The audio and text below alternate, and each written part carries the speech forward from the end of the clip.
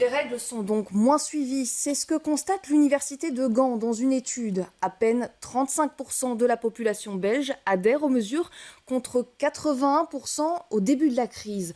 Face à cette diminution de l'adhésion, la première ministre Sophie Wilmès pointe plusieurs raisons, dont la lassitude.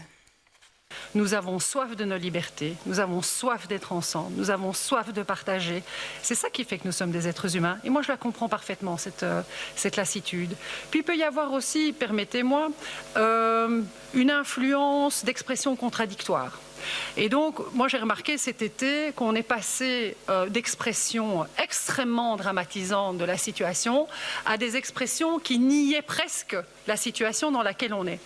Mais si il n'y a déjà pas d'accord sur le diagnostic de la situation dans laquelle on se trouve, je pense que c'est très très difficile qu'il y ait accord sur les réponses à apporter à cette situation qui doit être correctement diagnostiquée. D'où l'intérêt dans cette conférence d'avoir pris le temps de remettre les choses à niveau. Jim Moskowitz, on le sent ici vraiment dans le discours de la Première ministre, il y a un changement de ton, une volonté d'être plus pédagogue. Oui, une volonté d'expliquer, en fait, de prendre le temps sur chaque mesure. Sophie Wilmès a soufflé un petit peu le chaud et le froid durant cette conférence de presse en disant qu'il fallait rester vigilant mais sans dramatiser non plus la situation.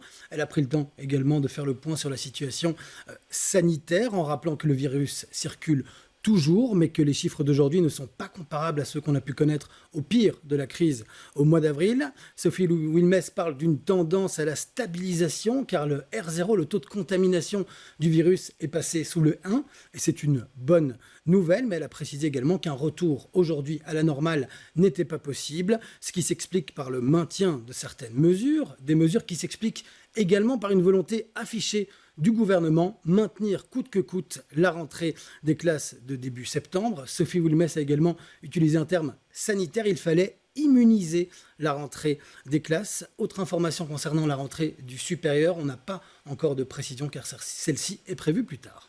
Oui, donc effectivement, cette rentrée scolaire se fera sous le code jaune, on le sait. Ça signifie que tous les élèves de tous les niveaux retournent à l'école, 5 jours sur 5.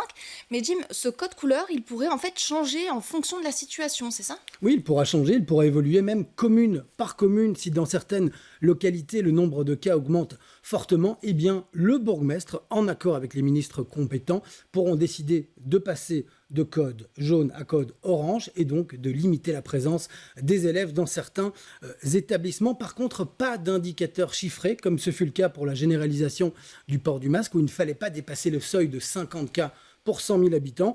Et en région bruxelloise, ces chiffres, ils varient fortement. Cela va de 22 à 95 cas pour 100 000 habitants. Jim, il y a un autre assouplissement et celui-ci, il concerne plutôt le secteur culturel pour les événements également sportifs. Oui, les deux secteurs qui attendaient cette annonce, les chiffres actuels sont doublés. Cela signifie que ce sera désormais 200 personnes pour les événements intérieurs et jusqu'à 400 personnes pour les événements extérieurs. En fait, on revient à ce qui avait été promis à ces secteurs avant que le Conseil national de sécurité de la fin du mois de juillet ne fasse machine arrière en vue de la situation sanitaire. Le port du masque, lui, il sera évidemment obligatoire durant tous ces événements.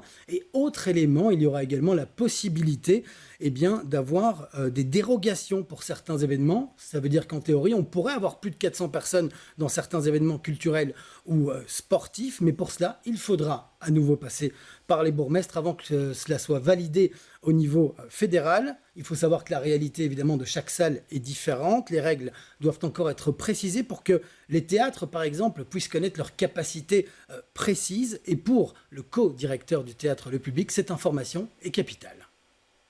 Si il s'agit maintenant de maintenir une distanciation dont nous ne connaissons pas exactement la distance pour l'instant, en tout cas dont je ne connais pas la distance, moi personnellement, là, à cet instant où je vous parle, et qu'on doit par exemple mettre 1,50 m entre chaque spectateur ou chaque bulle, alors c'est une situation qui s'améliore un tout petit peu par rapport à ce qu'il y avait avant, mais ça nous met quand même dans une situation où on ne peut pas recevoir le nombre de spectateurs prévu.